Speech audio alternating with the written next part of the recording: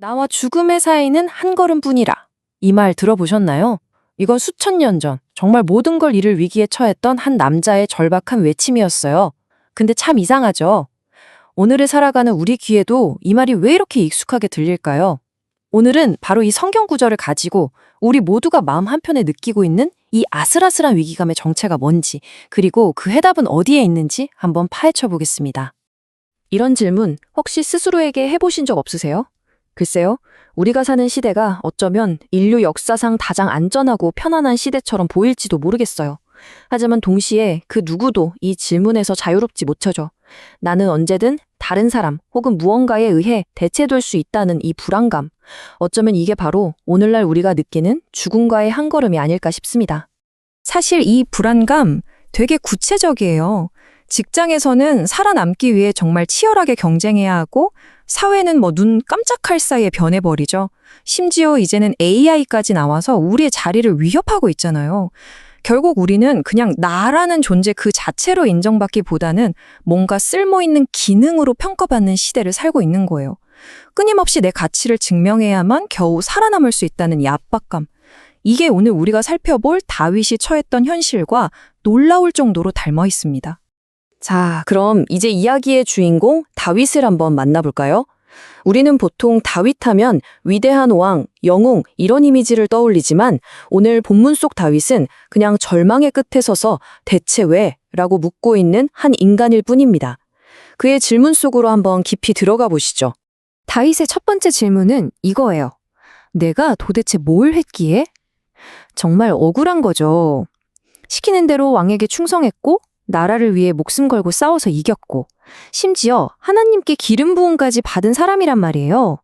하라는 대로, 아니 그 이상으로 잘했는데 돌아온 건 죽음의 위협뿐이니 얼마나 황당했겠어요.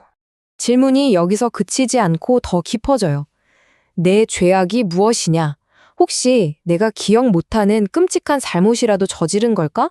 그는 지금 필사적으로 그 이유를 찾고 있는 거예요. 이 말도 안 되는 고난을 조금이라도 납득할 만한 단서라도 찾고 싶은 거죠. 그리고 마침내 그의 질문은 거의 절규에 가깝게 터져 나옵니다. 도대체 내 죄가 뭐길래 나를 죽이려고까지 하는 거냐? 이 세 가지 질문은요, 정해진 규칙대로 최선을 다해 게임에 임했는데도 불구하고 파멸 직전에 몰린 한 인간이 느끼는 깊은 혼란과 절망을 그대로 보여줍니다. 그러니까 다윗의 질문은 단순히 내가 뭘 잘못했나 이 수준을 넘어선 거예요. 이걸 바로 실존적 불안이라고 하죠. 성경을 보면 인간의 죄 때문에 수고와 죽음이 세상에 들어왔다고 하거든요. 여기서 말하는 죽음은 그냥 숨이 멎는 것만을 의미하는 게 아니에요. 끊임없이 나의 존재 가치를, 나의 쓸모를 증명해야만 하는 이 불안한 구조 자체가 바로 죽음의 그림자라는 겁니다. 바로 이 지점에서 믿음을 가진 사람들이라면 누구나 겪는 아주 중요한 갈등이 드러납니다.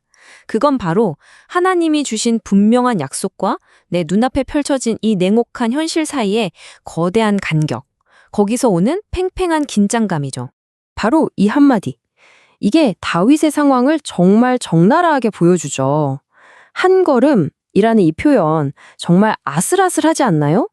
이게 바로 하나님의 약속과 눈앞의 현실, 그 사이에 위험한 간격을 상징하는 핵심적인 표현이라고 할 수 있습니다.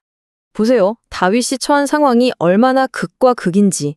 한쪽에는 하나님이 약속하신 미래의 왕이라는 어마어마한 비전이 있어요. 근데 다른 한쪽에는 당장 자기를 죽이려고 칼을 들고 쫓아오는 사울 왕, 즉 쫓기는 도망자라는 냉혹한 현실이 있죠. 다윗은 바로 이 엄청난 간극 한가운데서 버텨내야만 했던 겁니다. 근데 여러분, 이런 긴장감이 비단 다윗한테만 있었던 건 아니에요. 역사를 쭉 돌아보면 자신의 신념을 지키려 했던 사람들은 늘 이런 간극을 경험했습니다. 예수를 주님이라고 고백했던 초대교회 성도들은 로마 제국의 칼날 아래서 살아야 했고요. 종교개혁가들은 국가와 교회, 양쪽 모두에게 쫓기는 신세였죠.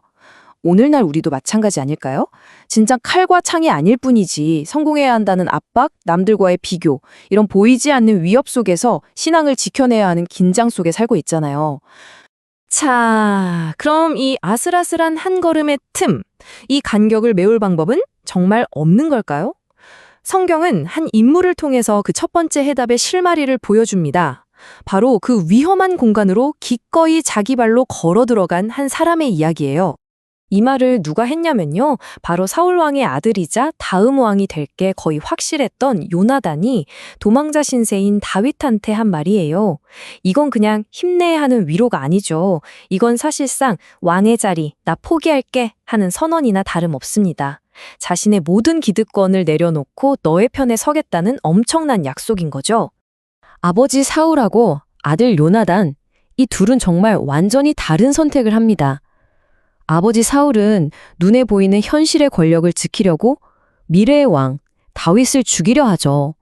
반면에 아들 요나단은 보이지 않는 하나님의 약속을 믿었기 때문에 기꺼이 자기 권력을 내려놓고 미래의 왕인 다윗과 함께 서는 길을 택합니다. 그는 누가 진짜 왕이 될 사람인지 알아봤던 거예요. 바로 이게 요나단이 한 일입니다. 그는 위험 자체를 없애주지 못했어요.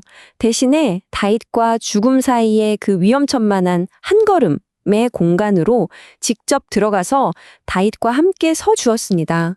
자기 목숨과 미래를 전부 걸고 그 간격을 자기 몸으로 채워준 거죠. 요나단의 이런 헌신, 정말 감동적이죠? 하지만 성경 이야기는 여기서 멈추지 않고 한 걸음 더 나아가요. 이런 인간적인 관계를 통한 해결을 넘어서 훨씬 더 근본적인 질문, 바로 궁극적인 권위에 대한 질문을 던집니다. 당신의 삶을 다스리는 진짜 왕은 과연 누구입니까? 하고 말이죠. 해결책이 여기서 한 단계 업그레이드 되는 거죠.